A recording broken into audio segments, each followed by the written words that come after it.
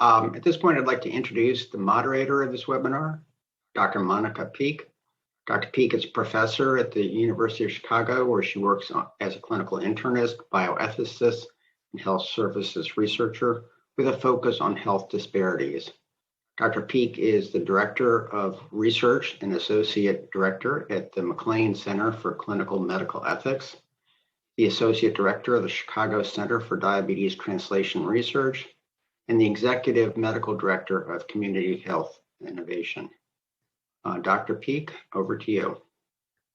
Thank you so much for having me. I'm really excited about these two sessions. This first session will focus on legal challenges, concerns related to the liability protections and critical standards of care and the current political strategies, current and potential strategies used by key stakeholders to address these issues. Stakeholder perspectives of particular interest include physicians, nurses, and EMS/paramedics. Before we begin, I think it's really important for us to understand the legal background on liability protection. In that vein, I'd like to invite James Hodge, JD, to provide this overview. James Hodge is the Peter Kiewit Foundation Professor of Law at Arizona State University and the Director of the Center for Public Health Law and Policy at Arizona State. James is a national expert on emergency legal preparedness, obesity laws and policies, vaccination laws, and public health information privacy. He is regularly ranked among the top 1.5% of cited authors in the Social Science Research Network. He also advises numerous federal, state, and local governments on public health law and policy issues.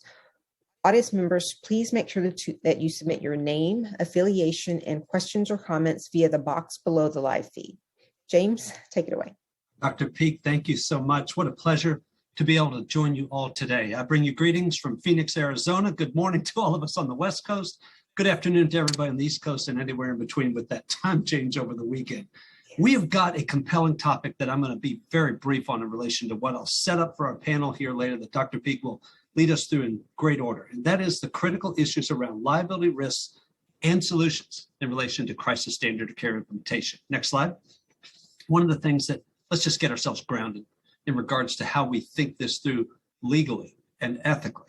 Listen, from the earliest moments of conception of crisis standard of care when we were on the Iowa committee back in 2009, we saw it on what you're seeing on screen. How and under what circumstances do we need to engage in some substantial change in the usual healthcare operations and level of care due to a pervasive or catastrophic disaster? Did we foresee COVID-19? No, but did we know that this could potentially be highly implemented in a major issue of this pandemic nature? Absolutely. Listen, crisis standard of care is when patient and population demands flat out outweigh what we have available to us in the healthcare systems, in a state, in a region, in a specific locale. The available beds or ICU related opportunities, the personal protective equipment, even healthcare workers' meds, their capacities are all overwhelmed by this consistent, repeated patient surge. So basically, as I kind of defined it at the bottom of your screen, crisis standard of care is when sustained scarcities actually do warrant real-time resource allocations, not necessarily to protect patients' health in every circumstance, but to protect the public's health. Next slide. One of the things that we're really seeing going on with crisis standard of care nationally with COVID-19, and we saw it in Hurricane Katrina, and we saw it with Ebola-related issues, it's really taken these tough, really critical issues on resource scarcity, how we're going to use public health powers, how we're going to allocate those resources, the life and death choices that are actually at stake. And it compresses it. It literally funnels it down. The spotlight's on. And as you try to implement crisis standard of care, next slide, a range and host of really difficult legal issues arise. Now, my great colleague who's on the committee here, Jen Pide, and I have talked through consistently some of these critical legal issues. There's great stuff through NASM already on those fronts. What are we focused on now? Unwarranted risks of liability. Next slide. Why is that so critical? Look at the type of questions we've got to answer in real time in CSC. We've got to know, how are we going to actually allocate limited resources across systems? That's not easy ethically, and it's not easy legally. What's the appropriate balance of communal and individual interests? We're doing it constantly in crisis standard of care. What's the legal balance that we can work through? Who's responsible for those life and death decisions? They're tough. Who's making them? Who's potentially liable if and when claims arise? Next slide. It comes down to what you're seeing. on screen. This is happening, as we know, across the country. I just had a great media interview with folks in Montana recently, and they're literally saying, this is what we're having to decide right now. Who gets this bit? That tough decision against the ground. As for next slide, criteria and factors that can be legally challenged quickly and have been throughout the course of this specific pandemic. This makes this a very difficult area to kind of walk through.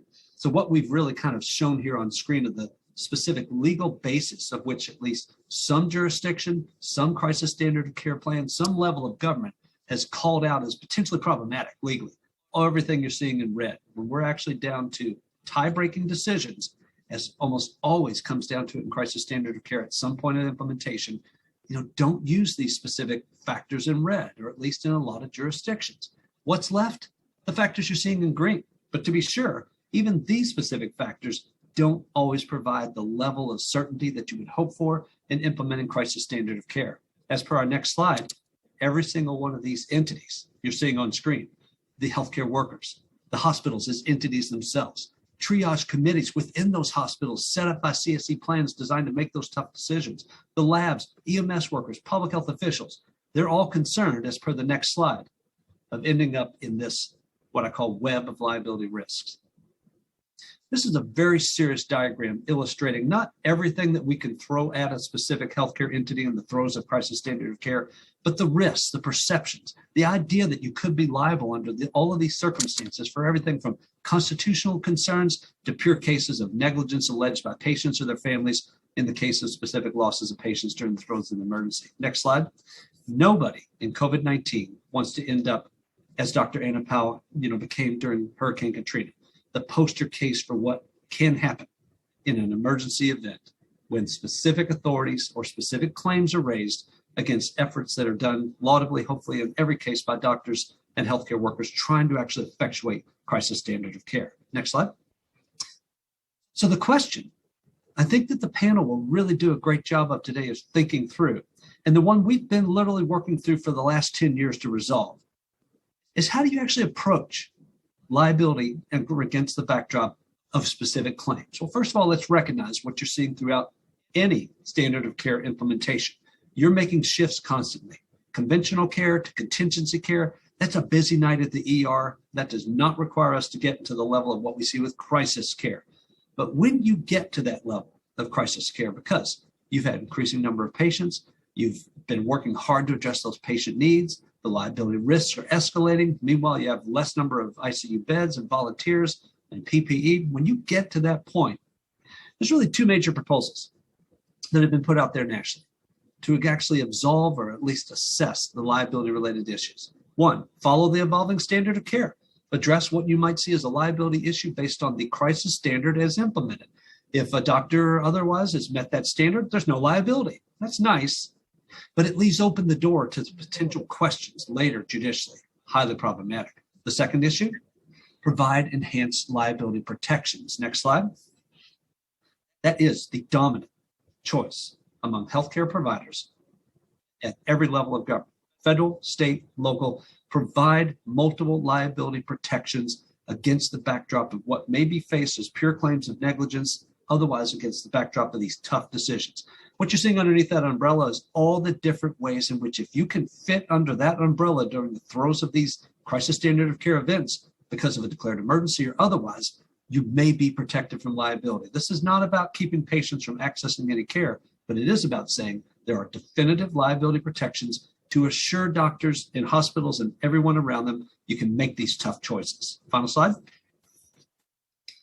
Let's be sure of a couple things, though, as we wrap up and get right to our great panel. First, there are real limits to these liability protections. They're strong, and if you can fit under that umbrella, that's powerful. But some only last for the duration of the emergency declaration. Some only provide immunity, or some provide immunity, which is your gold card, you're out of court, as contrasted with indemnification. Somebody will pay for liability if you're found liable under the circumstances. There's jurisdictional variances. Some are very claim specific. You get liability protection if this type of claim is raised. Otherwise, like with gross negligence or wanton or willful misbehavior, there's no liability protection for that. Position specific, some of these actually under the umbrella relate only to volunteers as contrasted to actual paid healthcare workers. And then don't forget about the liability that stems from healthcare workers themselves who get injured at work in the throes of these emergencies. These protections don't always provide that sort of workers' comp type protection that so many would seek. Final slide is just questions. I'll turn it back over to Dr. Peak for a great panel session for us following. Thank you.